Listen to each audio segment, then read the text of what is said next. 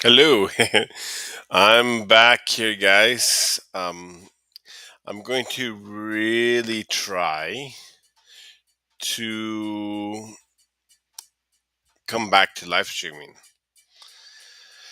It's just my way of adding more support to my clients and to the people of my community here that's LinkedIn.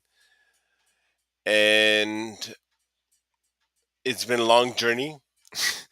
I just want to take a moment to talk to you about my transition, my international move from Vancouver, Canada, now to a place called Manzanillo, Mexico. If you don't know where it is, Puerto Vallarta, it's right here. It's about 5 hours south, but on the beach also. So, yeah, can't complain. It's wonderful, um, for sure. But it's really gotten like it really take me a long time to get down here and to plan it out and like when I first got here I was with my in-laws. I was living with my in-laws just because, just to visit with them, and so we were there for a couple months living with them. They have a big house, but it's kind of a nice area. It's got like lots of foliage, lots of nature. They have like animals, chickens, and it's sort of like a little acreage that they have, and it's very nice.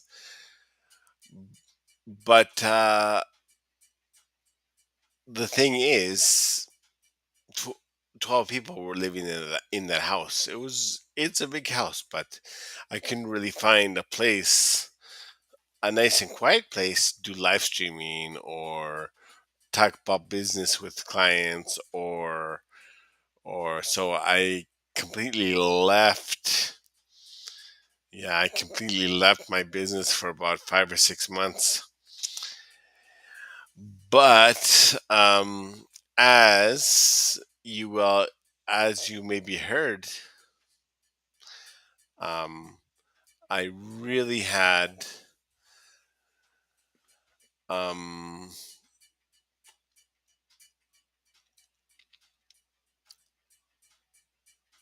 a safety net, and that was my 3 month waiting list of paid clients who were paying me every month while they were on the waiting list. Now, um, I made sure it was okay. They said it was okay. It's not me taking advantage of them whatsoever, because that would be wrong, right? I did not take advantage of them. I made sure that every one of them on the waiting list would be okay with my time away, and some of them I did give refunds to, because they got a bit impatient. But anyways, um, the thing is, how did I get this win list to begin with? Well, and actually before, why did I move to Mexico? Because those two, those two questions are interrelated, and I'll tell you why. Before living in a rat race city of Vancouver, where the hustle and bustle is, and I found it hard to relax. I found it really hard to relax, and so I was talking it over with my wife and my 13-year-old boy, because we lived in Mexico before. Like I lived in Mexico for half my life, like for 15 years before, and then we moved back to Canada for 5 years, and then we sort of exploring either staying in Canada or moving back to Mexico. And we chose to move back to Mexico because just to enjoy more time together. And now I have a fresh perspective. Now I have more of a life balance between my clients and between my family.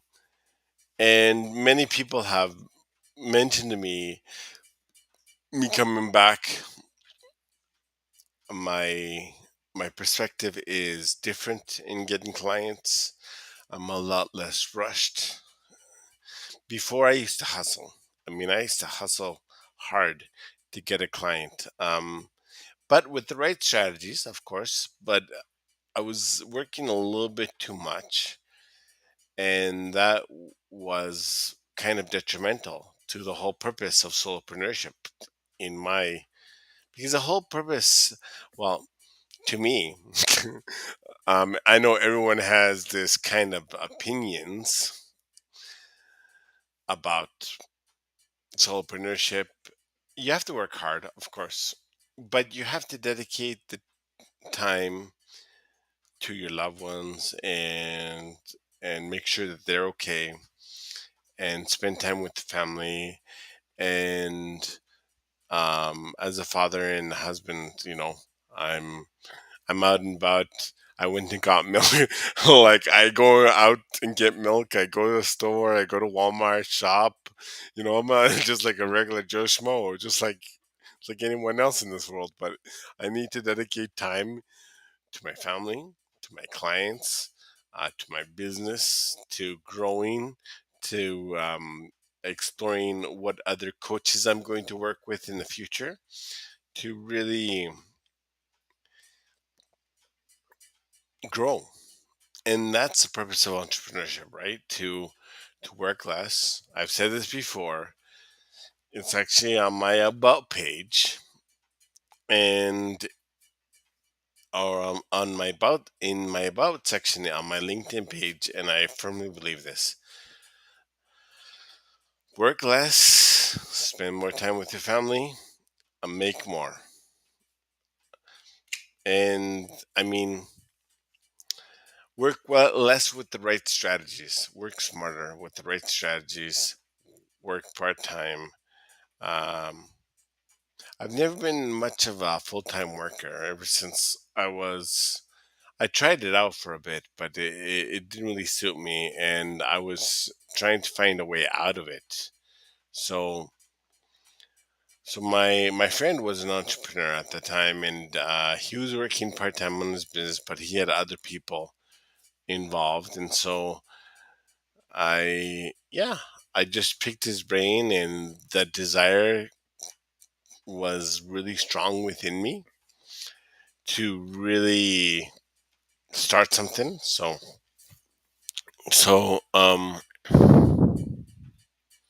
well, let me give you a lowdown. I mean, of my history and my history with my jobs and stuff like that, just so that you get um, the idea. Now, I'm I'm gonna make this short. Obviously, I'm gonna make this short. I'm gonna give you a condensed version because um, I don't want to lose you, and then you're like, man, that live stream was so boring. No. Anyways, it all started 20 years ago. I was living in Puerto Vallarta, Mexico, and I got involved in diamond sales store. I got involved in diamond sales in a diamond store called Diamonds International. They also um, sold like watches like Hublot and Corum watches. If you don't know what those are, Google search them. Corum, and Hublot is Hublot watches. They're like watches that range from $20,000 to $100,000 US. And so ever since got the job, and ever since I got that job, I was hooked on sales. Sales is lifelong practice, lifelong learning situation. So I really love the challenge. And plus, I was outgoing, and I wasn't afraid of people. I wasn't afraid to express myself, and so that really helped me. My outgoing personality really helped me in sales because it's just like maintaining a conversation and seeing what they like, see what they don't like, and so on and so forth. So I quickly progressed from diamond salesman to sales manager, closing other people's deals, and I had a group of 5 or 6 people, and I'd make a commission off of their sales too automatically.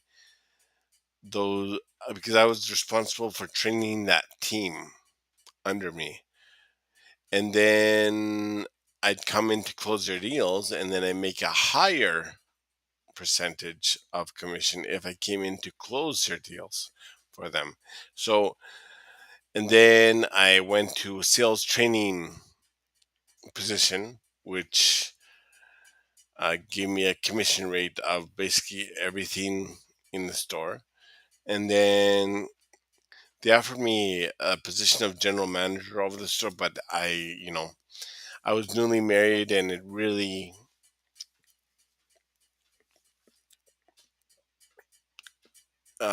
conflicted because I was working from 3 to 11 at night and leaving my wife home alone from 3 to 11, and newly married. Um, I want to be there for her, so I saw the possibility of working daytime. It didn't work out, so they actually he, the guy was. I'm not gonna go into to him, but my boss was kind of like a go-getter. Um, he was only money concerned, and he didn't care about anybody else but just making money for the store, right? So he fired me on the spot. He didn't give me my commissions, but I went to a higher power in Mexico, and I eventually got my commissions back for that month. But anyways, it was a whole process, and man, anyways, but it did not sour my taste of sales. Over the years, I was involved in different software selling positions. I'm a computer programmer, so I went for school for 4 years for computer programming and software engineering. So I really knew how to explain simple computer gibber jabberish or gibberish, that might go over the head of the clients in a simple way.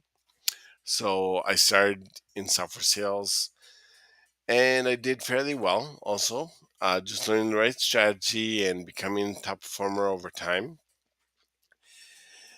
And so 3 years ago, I started to explore LinkedIn, and there was a Facebook ad for a business coach who was teaching English teachers how to become um, better, right? How to start their own business. I've always been involved in English teaching ever since I remember. I do it part time, and so I was interested in that. Caught my eye, so I got coaching from him, and soon later I got involved in his team, coaching his clients on how to get clients for themselves, and with a lot of results also. And then down the line, I met another storytelling coach here on LinkedIn that really helped me to formulate my story, and is basically the basis for everything what I do. Of course, along the way, I worked with a sales coach, I worked with a life coach, I worked with other coaches along the way in my journey, and I adopted their strategies too. And so I created my own strategy focused on LinkedIn. And so, with this strategy, what I teach my clients is basically content strategy or content marketing, how to impact with your content, not just engagement or not just reactions, because you can have a post that has many reactions and a lot of comments, but if it doesn't get the job done in having people come to you as the expert, say, hey, I would just want to inquire about your services. I just want to inquire about your services. And if people don't come in like that after a post, well, then something's might be a little bit wrong with your content strategy. And you'd be surprised that little tweaks in your messaging can move mountains, and really that's what I do. I sit with my client, we formulate a strategy, content strategy, we formulate a post together. We post, I make sure that they post it, and then we see if anyone comes in and everyone's impacted, or if anyone is interested, and see if anyone messages them, or we see the engagement, right? See if it um, is higher than usual. So, and a little tweaking here and there really makes a difference, right? Just sitting down with my client and formulating a strategy that really works for them, right? So, the second thing I do is my DM strategy, right? Your DM strategy can't be a template. Well, templates are good for starting out. I mean, obviously, but I really don't I really don't rely on templates anymore for teaching my clients.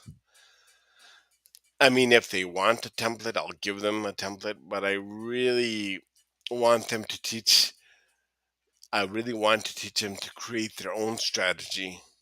So I don't rely on templates that much. I used to, but I found that results were kind of like delayed for them because they were just copy pasting my template and hoping for the best, and sometimes it worked. And I mean, even if a template works, here's a question. So even if you copy paste a template and it works and the person responds, what then? What then? What do you say? You're going to have another template for the template, and it's never ending because a conversation can be like so long, right? So I really I go to DMs and I say, hey, message a prospect. And then, okay.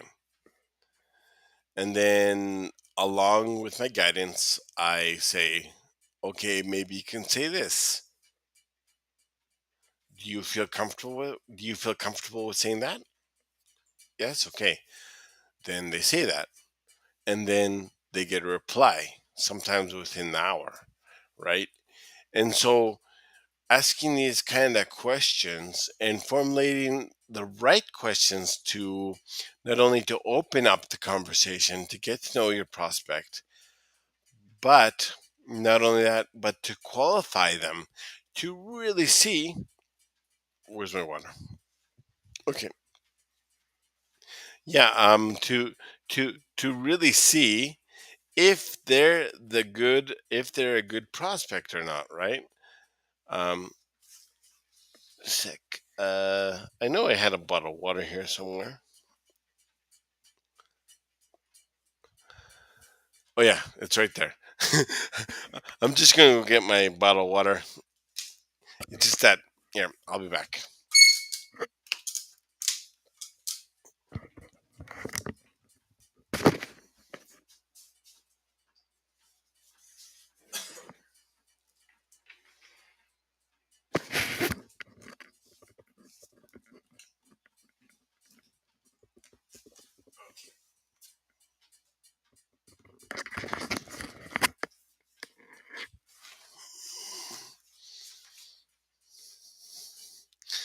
Okay.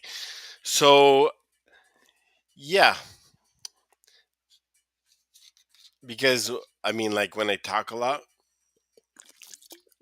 I get like a dry throat, and then I have to do this, and I don't want to seem like I'm choking online.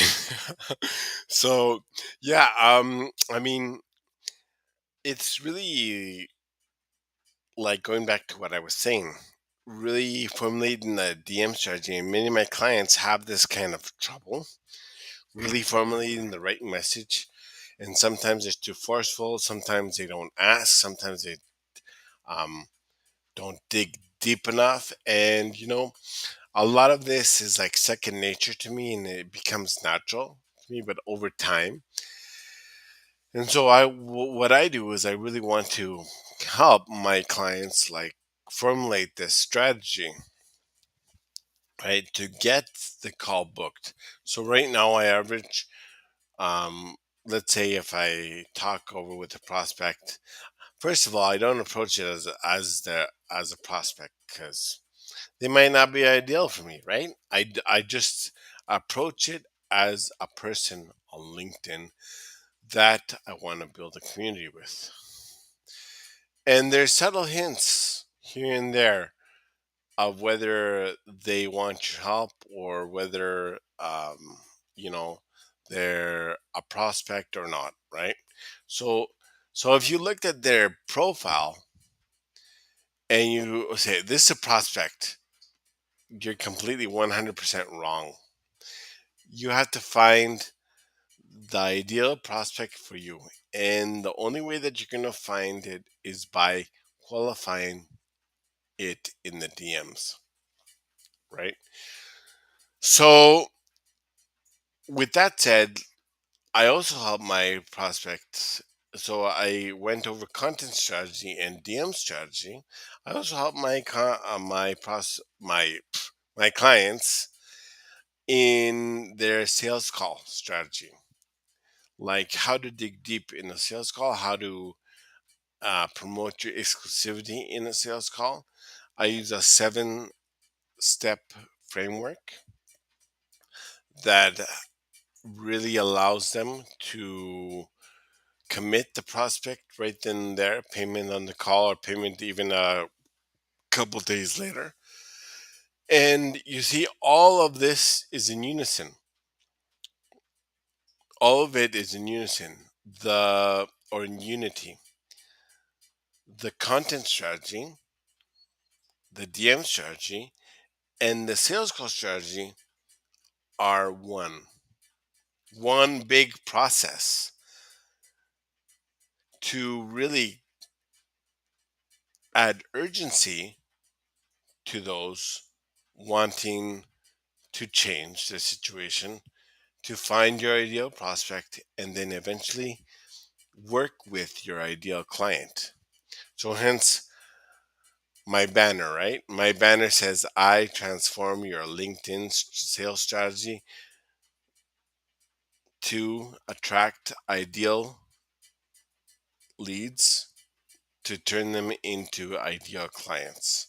So that's really what I do, right? And that headline really captivates my audience's attention because I mean, like I just changed the banner uh, maybe 3 days ago, and I'm having s- leads coming in saying, "Oh, I loved your banner; it really spoke to me." And so, yeah, I mean, so that's what I do. And on that basis, I got a 3 month waiting list before I left, right? But now I'm much more relaxed and let things happen more naturally, right? Like right now, it takes me from 4 days to maybe a week to get the prospect on a call. But back then, I would hustle, maybe 4 days tops, and I'd have a person on a call. And really, really, if you take your time, well, you might say, oh, well, Better was, well, what you were doing before was better. No, because I have a lot more leads coming in, right? So than before. This is because of my relaxed process, and people really know if you're really centering on them or not, or if you're just faking it, right? If you're just faking it. So, what are the steps? The steps are, doesn't matter what they have on their profile, right? I mean, there's a lot of data you can get from the profile. I mean, like, obviously, like, like you can get to know them pretty well from their profile, but don't automatically assume that they're going to be a prospect for you. Don't automatically assume that. That's a mistake number one. Get to know them a little bit and ask the right questions, not in a prying way, and really mastering the art of questions so that they don't feel awkward and you don't feel awkward in the DMs is what it's all about, right? You have to really formulate your questions in a natural way. And then on the sales call too, you have to formulate your questions in a natural way, not make it like an interrogation, like a lot of people do, question after question, and really get their opinion on things. Like of course you have to establish yourself as an expert, right? You have to take the lead in the sales call. Obviously, that's 100% correct, and this is using sales psychology. But again, you have to be willing to listen to them to get their opinion on things, right? To get their opinion on your process, to get their opinion on your solution, right? To give recommendations. This is what I say in my recommendations. Uh, First of all, I give them recommendations at the end of my discovery process, like let's say challenges, blah blah blah blah, goals, costs of inaction questions. You know, after that, I say, so would you mind me if I give you some recommendations? I give them recommendations, and then I just say, just in case, I mean, you don't decide to work with me, or vice versa, you can leave here with some value. And this really impacts the person.